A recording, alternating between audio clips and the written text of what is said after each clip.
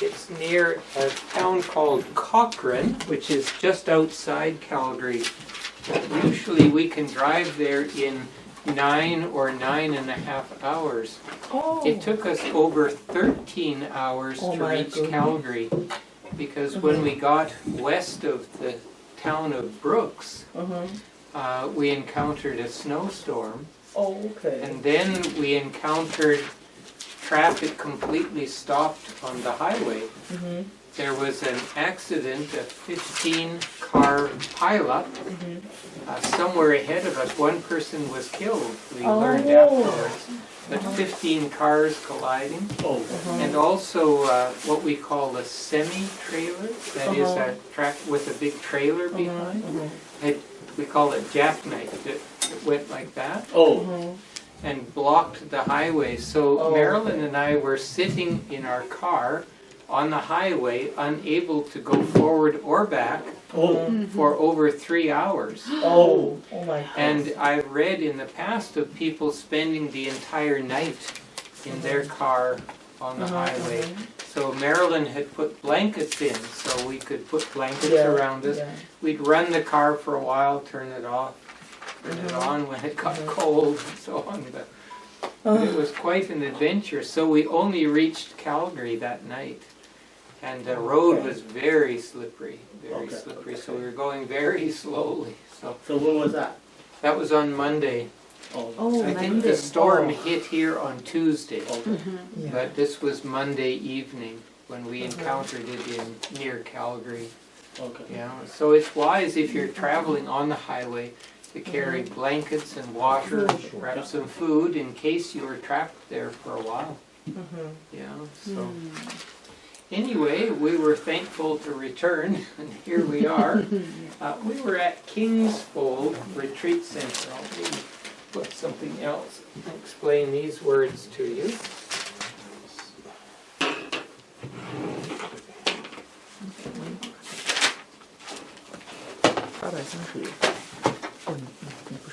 We were at Kingsfold Retreat Center. You can look for it if you want to see their website. It's called Kingsfold Retreat and Renewal Center, I think. But you can see pictures. It's very pretty in the edge of the mountains. The idea here is that this is a place for the King's people. The King would be Jesus. And this is his fold. And that word fold has several meanings in English. I can fold up my Bible, or you can fold a piece of paper. But fold also refers to a safe place for sheep. A sheep's pen or enclosure, that's called a fold, where sheep are safe within a fence, safe from wolves or other predators. That's a fold. And so King's Fold refers to a place where Jesus' people can go and be safe and be with each other. King's Fold. And retreat, that's the opposite of advance. To advance is to go forward. To retreat is to go backwards.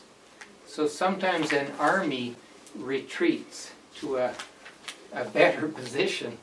But in this sense, it means a time away from life's battles, from life's challenges, when you can go and rest and think and renew and pray and sing and things, a retreat center. And this word, in the United States, center is always spelled E-R. In British English, it's often spelled R-E. I don't know why, but that's still pronounced center, even though the R and the E are in the opposite position. If you go out of here and look on the above the doors, it says Fellowship Center, and it's spelled like this. But they both mean the same thing as center. Okay, so let's pick up Philippians. Philippians chapter 1, and we left off at verse 21. We had read the the verse, but I want to read it again and talk a bit about it. Before we read, you'll remember that Paul, the one writing the letter, is in prison, and he's writing to a church in another city, the city of Philippi. He's letting them know how he's doing, and he's letting them know that he is not sure about his future. He may be executed, put to death for his faith, or he may be released. He's not sure. There is a trial coming up for him. And he has said so far that whether he lives or dies, he wants to honor Christ in his body, that is, by the way he lives. He wants to die with courage if he should die. He wants to die still saying, Jesus is my Lord, not Caesar, not anyone else, but only Jesus. So he wants to honor God. So let's pick it up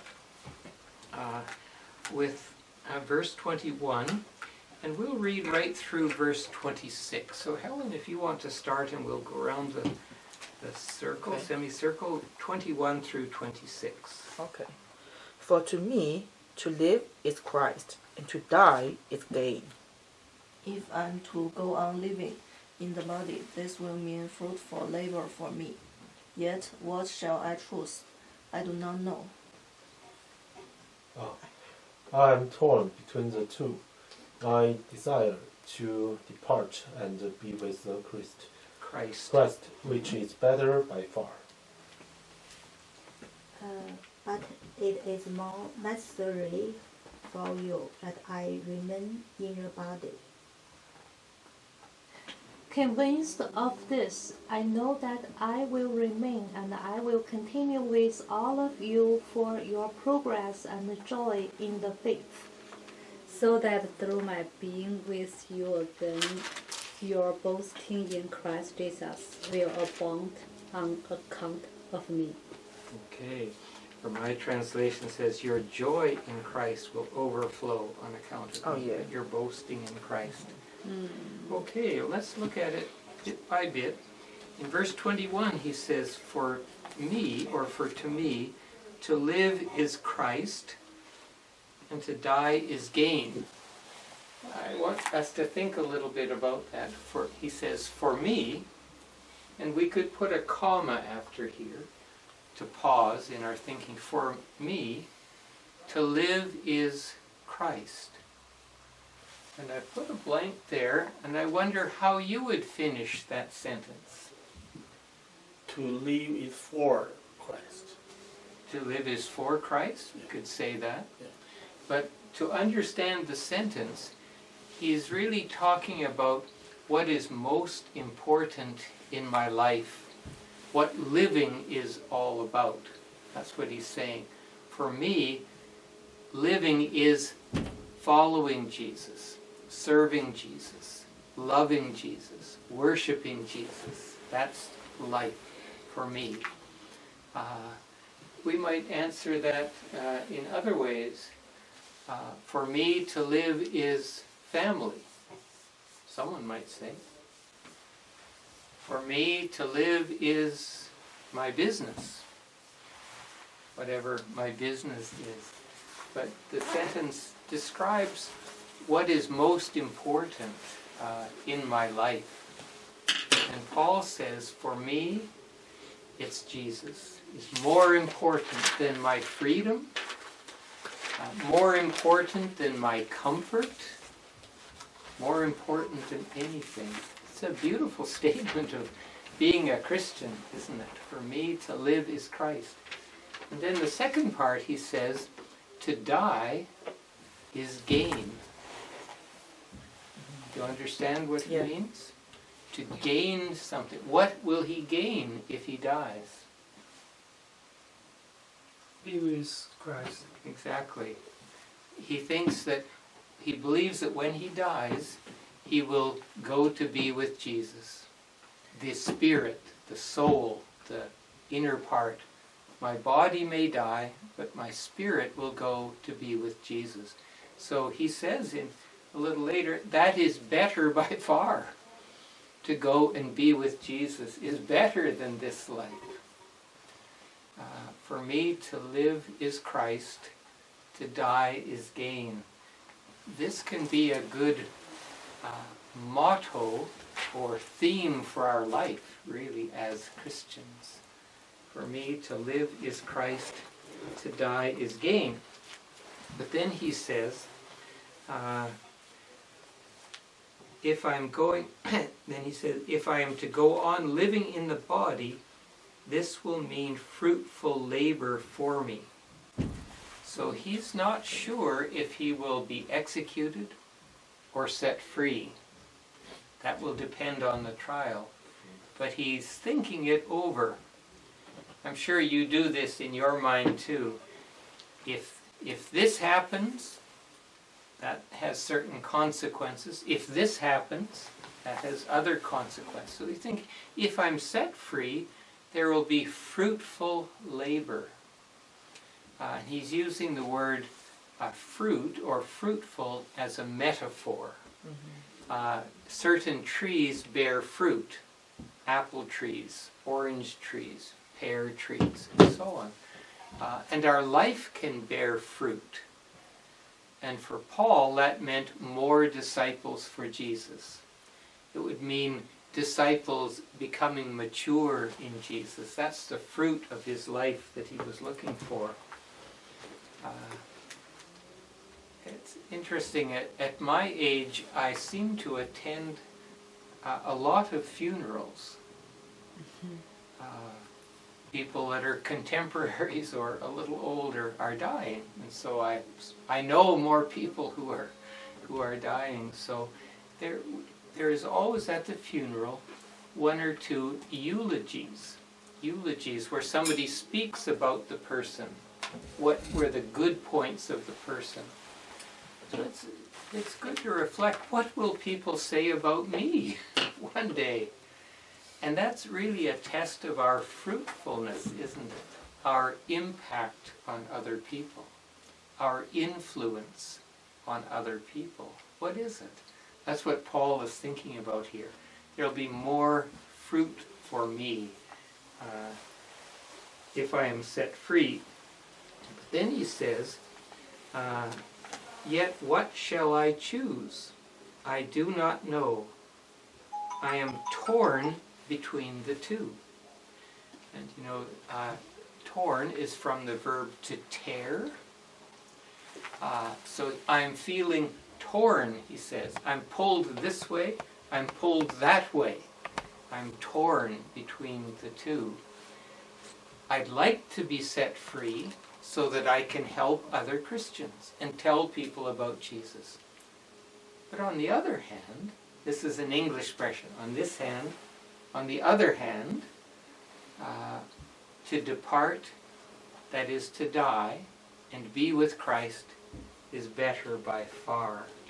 So you can see Paul, as he's writing or dictating the letter, he's thinking this over in his own mind. I'm not sure.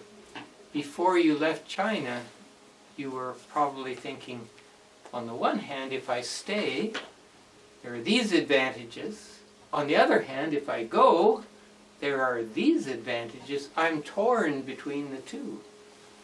Were you torn? Or did you say, no, Canada's the best way to go? You know what I'm talking about, though, to feel torn?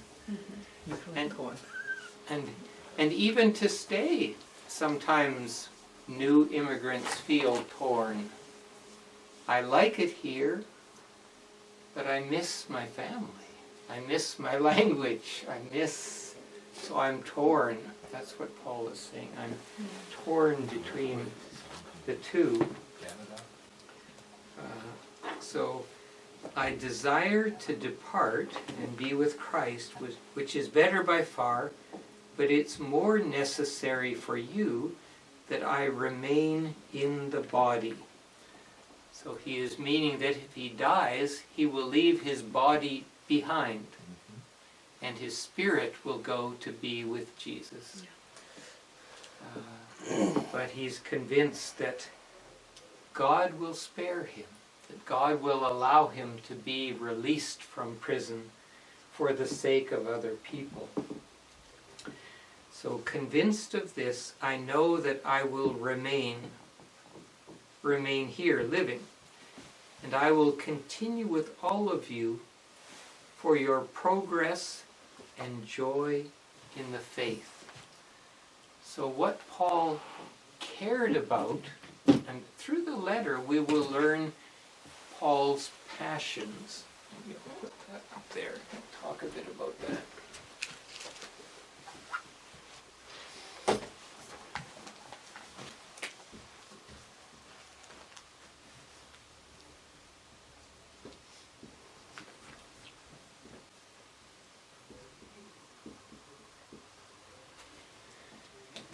As we read through the letter, we will encounter a number of passions of Paul's.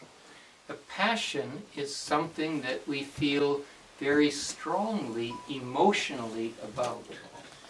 Often we use the word passion in relation to romantic love, that a couple will feel passion for one another. But people have many passions. Some people have a passion for sports, for football or for ping pong or something like that. It's their passion. It's what they really care about. What is your passion, Chris? Not ping pong. Oh, not ping pong. Not ping pong. Okay. Play video games. Okay, that's for young people. That often is their passion. If they could choose what they wanted to do, they would choose video games. That is their passion. It's what makes them most alive. Our passion is what, when we're doing it, we feel most alive, most full of joy. So Paul has a number of passions. We encountered one already. He had a passion to honor Jesus by his behavior, whether it's by life or in his execution. That if he was to be put to death, he would die saying, Jesus is Lord, and I am content. So he has a passion to honor Christ in his body. Here we find another of his passions, and that is that the Philippian Christians would make progress in the faith. They would grow up to maturity in Christ, and he wants to help them with that. And also that they would know joy. And I've asked you to notice how often the word joy or rejoice is mentioned in a letter from a man in prison. That strikes us as odd. How could you be full of joy when you are in prison? And the Philippians also are experiencing persecution. But he wants them to feel joy. I think the secret is that knowing Jesus and serving Jesus is better than anything the world offers. That's what Paul believes. That there is more joy in knowing Jesus, following Jesus, serving Jesus, than playing video games, or ping pong, or building a great company, or anything else. That's Paul's passion, that people would make progress in the faith. It's very challenging. And so that through my being with you, he hopes to be with them again one day. Your joy in Christ Jesus will overflow on account of me. And the word overflow is also used as a metaphor. As you pour water into a cup, it can overflow. When our emotions overflow, we cannot contain them, but they come out of us generously, and Emotional. we become very emotional. Yeah. So he wants their joy to overflow. When our joy overflows, we cannot keep a smile off our face when we are happy and full of joy in the Lord. We cannot stop smiling. We cannot stop being thankful. Okay. Are there any questions or any words in there that you would like to ask about?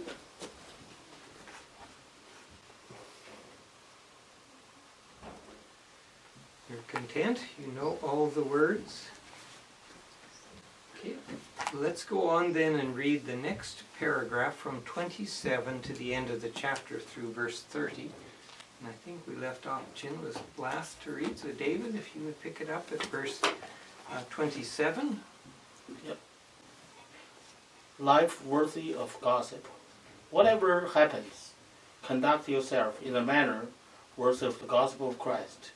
Then, whether I come and see you, or only hear about you in my absence, I will know that you stand firm in the one spirit, striving together as one for the faith of the gospel, without being frightened in any way by those who oppose you.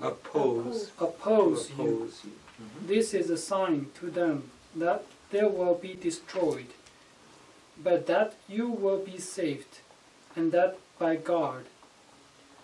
For it has been granted to you on behalf of Christ, not only to believe on him, but also to suffer for him.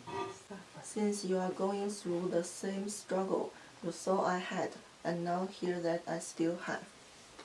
Okay, there's a lot in this paragraph, so let's take our time on it. Whatever happens, Paul is meaning that whether I'm executed, or whether I'm set free, whether I'm able to come to visit you, or not able, whatever, here's your job. Conduct yourselves in a manner worthy of the gospel of Christ. Conduct yourselves. That's referring to behavior, the way you will act, your behavior. Conduct yourself. So the word conduct can be a verb or it can be a noun, and the difference is in the pronunciation. I'm going to put it up there and make this a little clearer.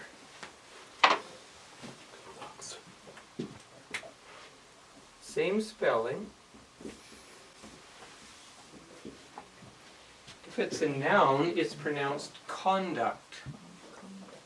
If it's a verb, it's conduct. Same spelling, but the noun, the emphasis is on the first syllable. With the verb, it's on the second syllable. So conduct, that's the noun. You might ask your child when they come home from school, was your conduct appropriate? Was it good? Did you behave well? But Paul is using as a verb, conduct yourself, behave in a certain way. That's what it means.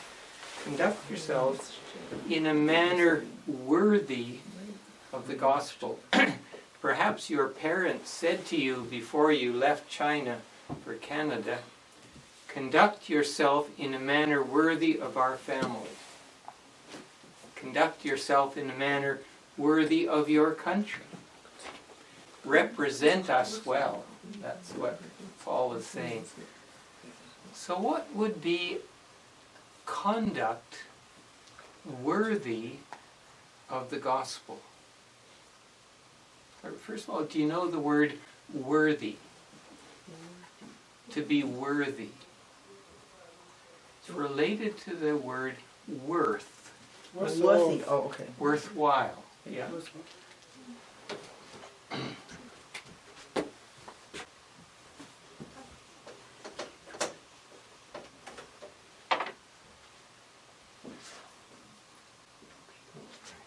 This guy's fading, but I'll get another one. I've got several. Just throw the old one. We have a lot. I will. Okay. There we go. We've got the word worth, worthy, and worthwhile.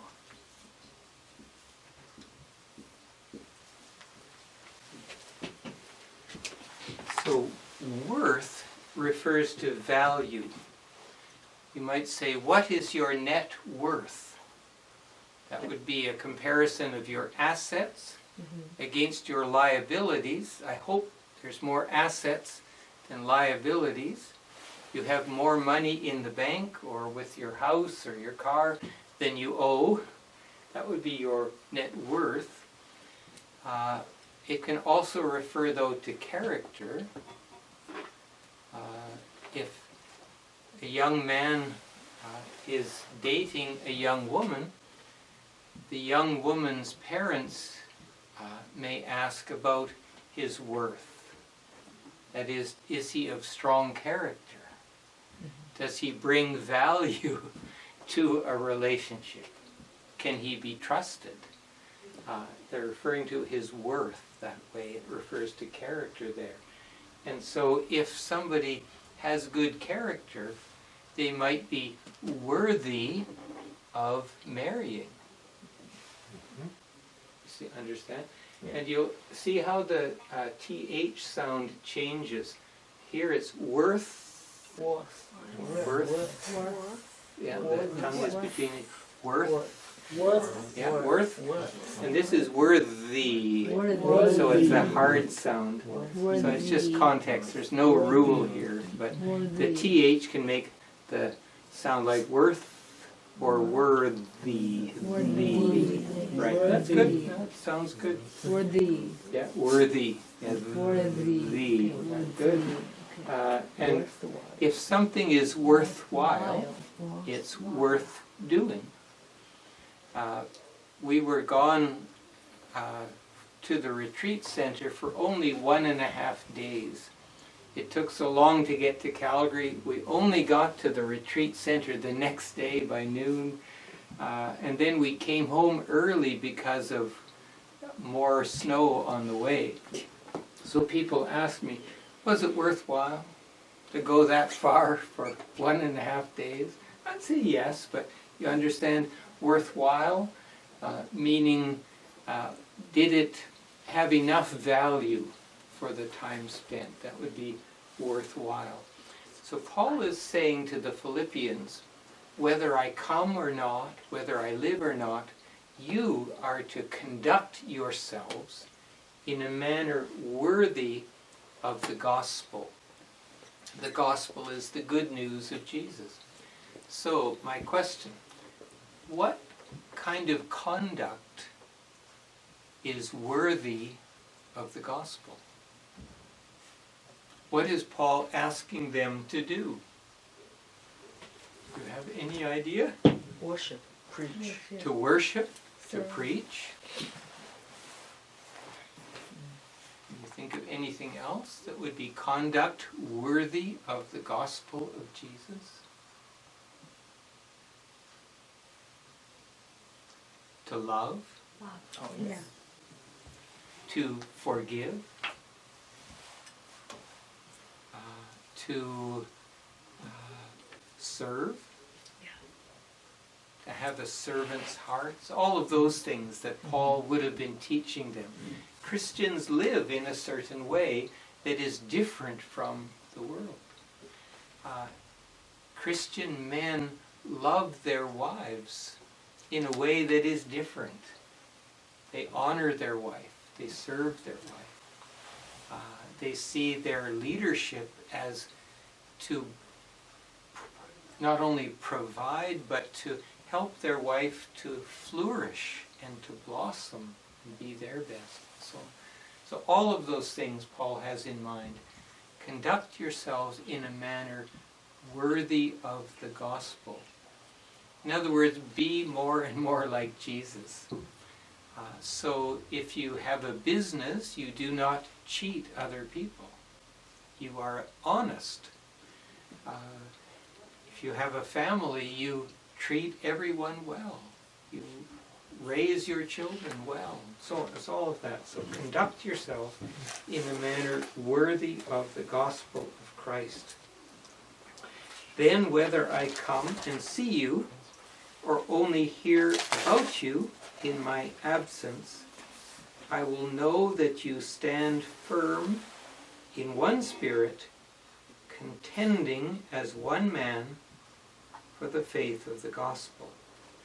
So to stand firm, you understand that expression, to stand firm? It's a metaphor. To stand is to stand up. But in a battle, a soldier stands firm if he does not cede any ground to the enemy, but resists the enemy and pushes the enemy back. That's to stand firm. But metaphorically, it means to remain faithful to your commitments. To stand firm in your character means to be of good character and not compromise or not behave badly, but to stand firm, to remain faithful is really what it means. So he wants them to stand firm in one spirit, meaning having the spirit of Jesus and the mind of Jesus, to see the world in the same way as Christians, to see the world the way Jesus saw the world. We'll see that in the next chapter, in chapter 2, where Paul asks them to have the same mind as Jesus had, to look at the world the way Jesus did. So with one spirit, contending. To contend means to fight for. To contend for something is to battle or to fight for something. To contend as one man for the faith of the gospel, without being frightened in any way by those who oppose you. Now that is our first hint that the Philippians too are encountering opposition. There are those who oppose them. To oppose is the verb, opposition is the noun. Okay, that makes sense? Those who oppose you means those who fight against you or who resist you in some way. Those with whom you are battling. So there are those who oppose them, and Paul is arguing that in staying together and living as Christians, in spite of the pressure from those who oppose them, will be a sign of their coming destruction and of our salvation. That's what Paul is saying. The fact that you will not give in to those is a sign.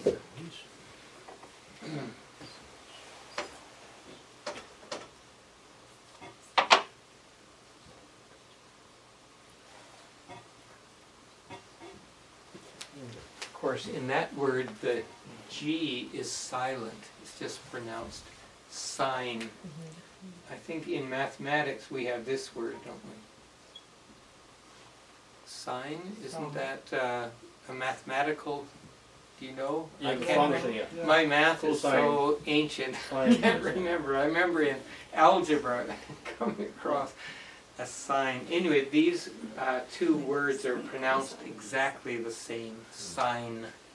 So, anyway, must Sine, have cosine. sine and cosine. Yeah, I remember that. So,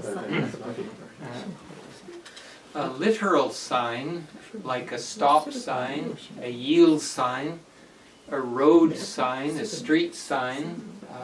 We encountered highway signs that said Calgary 200 kilometers ahead. That's a sign. But as a metaphor, a sign is something that gives you a hint or a foreshadow of what is to come. A hint is the word I used, this word. Hint. Do you not know that word, hint? Okay, hint. In a game or in a classroom, I might ask you, do you know the meaning of such and such a word? And no one knows it. And I'll say, would you like a hint? which would be a little more information that might help you to get the right answer, a little more information. So in this sense, a sign is a hint or a foreshadow, a brief glimmer of what is ahead. And Paul is saying that Christians' faithfulness and refusal to give up Jesus for the sake of comfort, no more opposition, no more persecution, is a sign that something wonderful is happening here in this person choosing to suffer with Jesus rather than have the comfort of the culture, is a sign of their coming judgment. So, Yeah, go ahead. Dear. what's the difference between hint and cue? They're much the same. Okay. Yeah, they would be pretty good synonyms. Okay. Word David has used is this one, acute. Yeah, they're very similar. We use them in slightly different contexts. In acting, if you are in a play, and you are an actor in a play, you look for your cue. That means the line that comes before your line in the play. So you're waiting for another character to say something, and that's my cue that my line comes next. We wouldn't use the word hint in that context. But in another context, if we're playing a game, we might say, do you need a hint? Or do you need a cue? They're very similar. So there's a slightly difference, right? There's a slight difference. We might use them in different contexts. Situations. Yeah. Okay, this is a sign to them that they will be destroyed, but that you will be saved. Paul is anticipating that a day of judgment will come for this world and for everyone in the world. And those who belong to Jesus will be saved. Those who don't will be destroyed, he says. They will be destroyed. But you will be saved, and that by God. And then verse 29, for it has been granted to you. Now, talk about that word grant, and past tense, granted.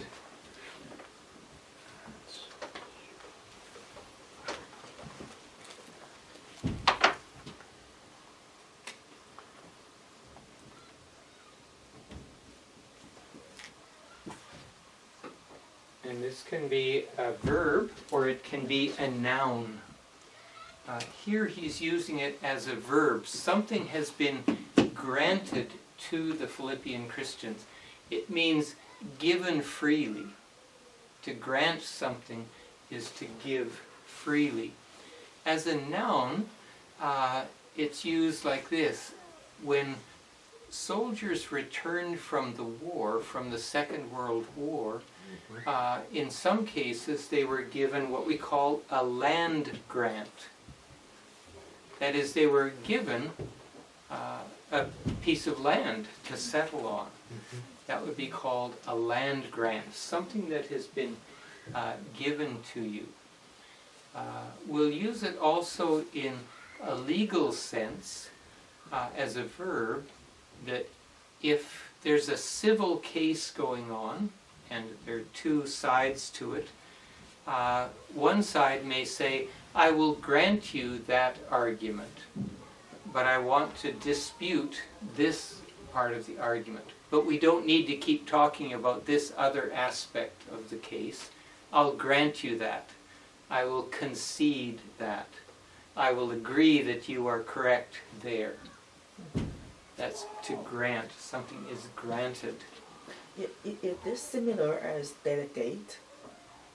Yeah, it could be. Yeah, yeah. That's another way of using it. To delegate something would be to grant something to him. I'll give you this responsibility. I'll grant that to you. It could be used that way. Okay. To grant something. It's also a proper name for a man. I have a friend whose name is Grant. Okay. Good name. That's a good name. It is a good name. Yeah, it's something like gift. So here, interesting though, Paul says, it has been granted to you on behalf of Christ not only to believe in him, but also to suffer for him. So Paul is saying that two things have been given, or they've been allowed to have.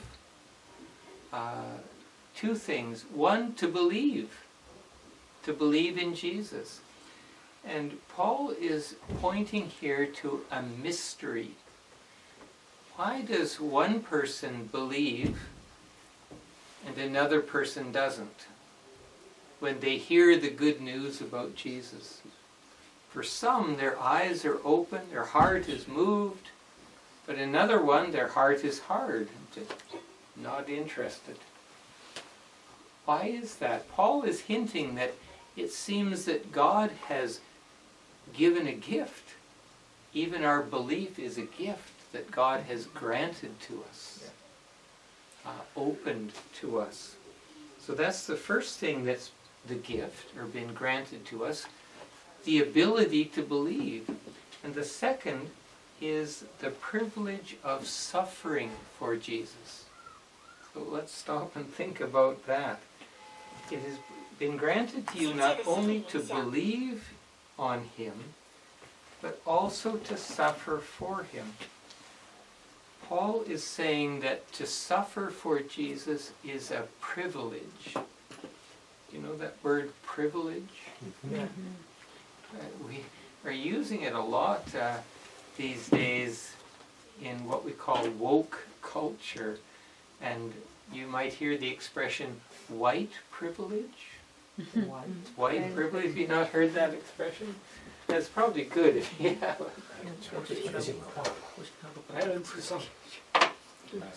Anyway, the word is Now is black privilege. Yeah, black privilege.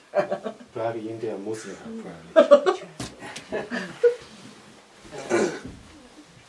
Privilege is an honor or a right or just some benefit of some kind.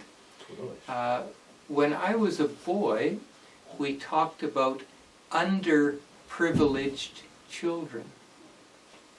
By that we meant children that were from homes that were quite poor. So we called them underprivileged children. Children that did not have the same level of living or the same level of possessions and so on, money, that others had. So, for example, our summer camps, Christian camps, that children attend to have fun, to learn things, those underprivileged children, their families did not have money to send them to camp.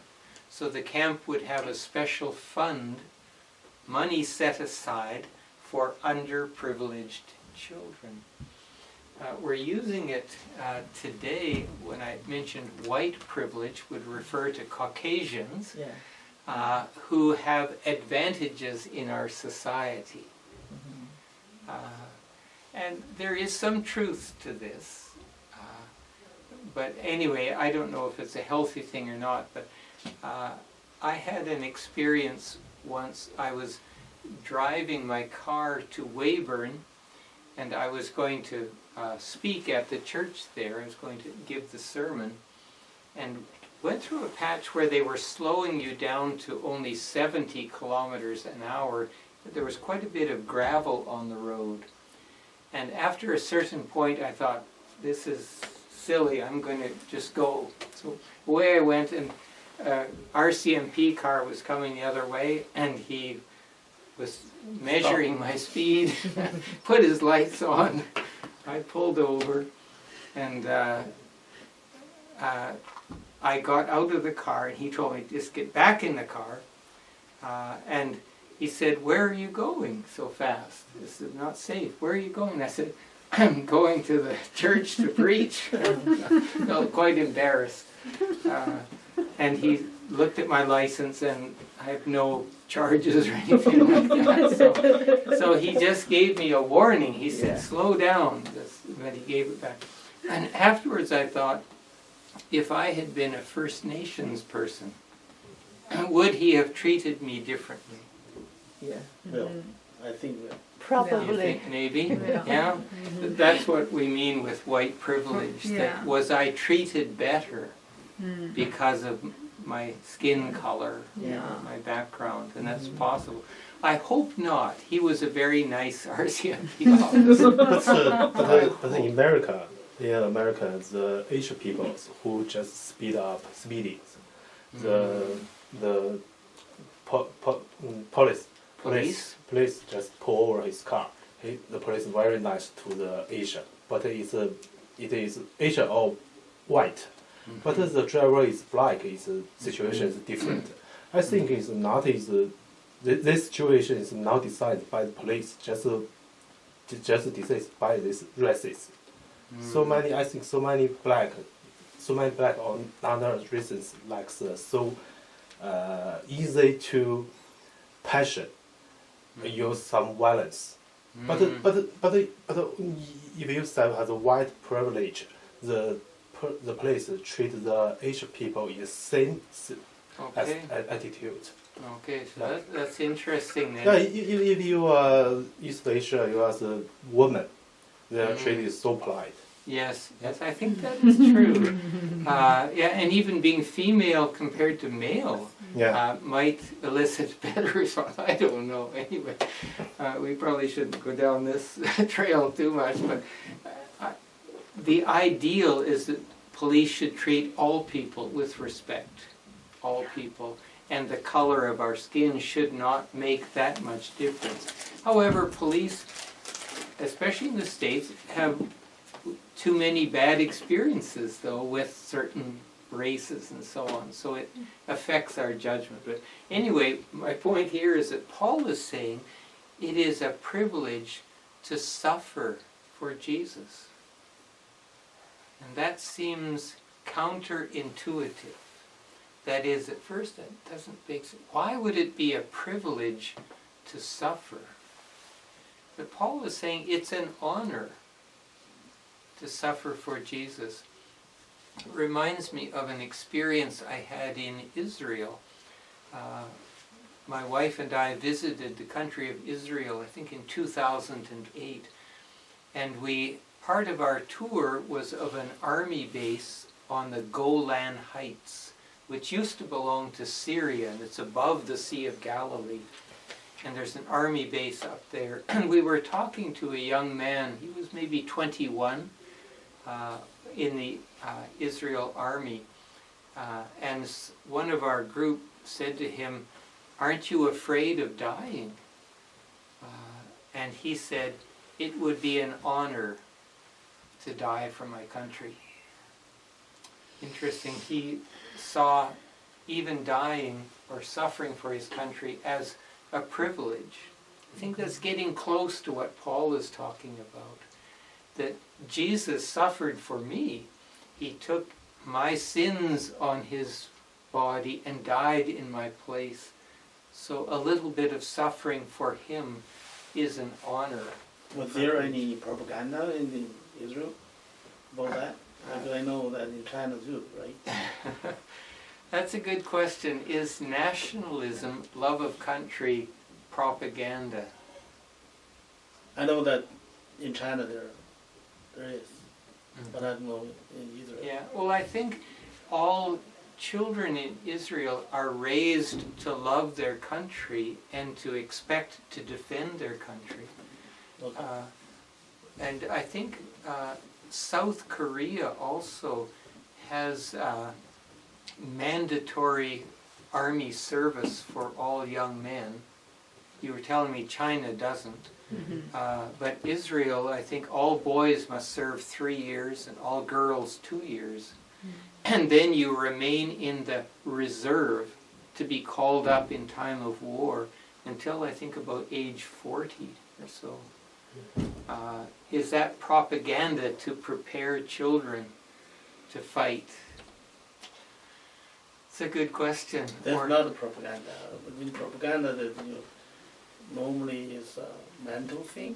It's not a mental thing. Yeah, not forced. Usually when we use the word propaganda, we're talking about saying things that aren't completely true, Yeah. or distorting That was the what I'm truth talking a about. bit.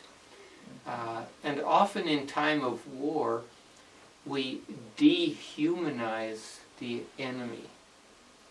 We describe them as less than human, and that's propaganda at that Okay. point, I Okay. think. What is propaganda? Propaganda. It's information. Propaganda is a problem, something that is not fully true. Oh. Pro. And it's conveying information to persuade people to do something. But if it's propaganda, you are distorting the truth. And you are relaying only the information that helps persuade the person to do what you want them to do, Yeah. and it leaves out information that doesn't help your cause. Oh, okay. Would be propaganda. So when I can remember there were posters, this was before I was born, but when the Second World War and the First World War were on, there were posters asking young men to enlist in the army, and the posters would be called propaganda. That is, they would portray our side as the heroes, the good people, Yeah. and portray the people we were fighting against as in some evil way, Yeah. as less than human. Yeah. So that would be propaganda in order to persuade people to fight Yeah. and to enlist and so on. Hitler, And for- after, before the German invasion to Poland, the Hitler just propaganda to his people, so Poland will invasion German, and we defied. That's right. Yeah, that would be propaganda, to lie to your people saying, these people are a threat, they're evil, we must act. Yeah, so propaganda involves lies. Actually, Wei, you were going to say something that's there. okay, No, that's okay. Yeah, it's propaganda. Advertising is, in a sense, propaganda too. They're trying to convince you to buy something, and they are portraying it or painting a picture that is not really true at all. For example, if they're trying to sell alcohol, and they show young people having a wonderful time together, and you think, I would like to have fun like that. I would like to have people like that, but it's not. It's propaganda in a way. But we're almost out of time here. Anyway, it's challenging to me to see suffering for Jesus as a privilege. But that is part of having the mind of Christ. To begin to see life and the world through Jesus' eyes, that suffering for others is a privilege. A small example, when my children were small, sometimes one of them would be sick, and perhaps sick to their stomach, and would vomit in the bed. Know what that would be like. So my wife and I would get up and we'd look at each other and we'd say, one of us will wash the child, the other will clean the bed and change the bedding. And it was, not a job you would, really want to do, but I often thought to myself, it's a privilege to look after this child who is sick. It's a privilege. It's suffering in a way, a mild way, but it's a privilege to look after a sick child, to change their bed, to provide for them. That's, I think, a little bit of what Paul is saying here. It's a privilege to suffer for Jesus. And then we'll finish with verse 30. Since you are going through the same struggle you saw I had. Struggle is a fight. It's a struggle to learn English. It's a struggle to learn the Bible. It's a struggle to become good, to be more Christ-like. So they're going through a struggle. What he's referring to when he says, you saw the struggle I had. Remember when Paul founded the church in Philippi, he was put in jail. The people saw that. Now they're going through a struggle. They are suffering for their faith. And Paul is still suffering. He's now in jail in a different place, probably in Rome. So he's trying to tell them, don't be discouraged simply because there is opposition. Don't be discouraged simply because you are suffering. It's a privilege. It's part of our maturing. In other letters, Paul says that it's actually suffering that improves our character. And we become stronger. Yeah. God uses this. So that's good. So he's really writing, don't be discouraged because I'm in prison, I might be executed. You are encountering opposition. Don't be discouraged. It's a privilege. It's part of the journey as a Christian. Okay, we'll finish with that. Any questions or words here that you don't know or would like to talk about?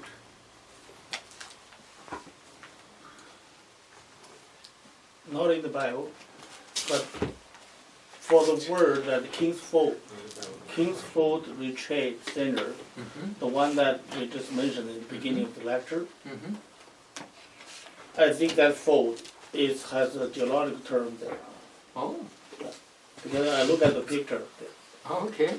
Yeah, that's a geological term. Okay. So is there a geological term for Yeah. fold as well? Yeah, fold and folding, we call it fold. Yeah.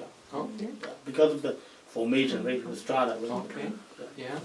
It is a lovely setting. It's set high above the. There's a valley down So you below must and the see- Ghost River. You must see the folding, right? The anticlinal, Okay. right? Yeah. Those we're talking about. So that maybe that's part of the idea as well. I had always understood it as a kind of sheep's fold, and we are the sheep of God, and we're safe No, there. no, they're in not that, the- so. The King's Fold must be very spectacular thing that seen the folding, right? For the geological people to assess it and to Okay. study. Must be a study set for geological students. Oh. Yeah, I think. Could be, I don't know, but Yeah, I look at the picture of that. okay. It looked like a geological fold Yeah. to you. Anyway, I highly recommend it anyway if you're ever in the Calgary area. It's a lovely, lovely place. Okay, well next week we will move on to chapter 2 of Philippians. And we're getting a snowstorm tonight, so keep Yeah. safe on the road and It's starting. oh, is it starting Yeah, now? starting now. Yeah, Oh, that's no. what we're. We could get as many as 25 centimeters. Oh, no.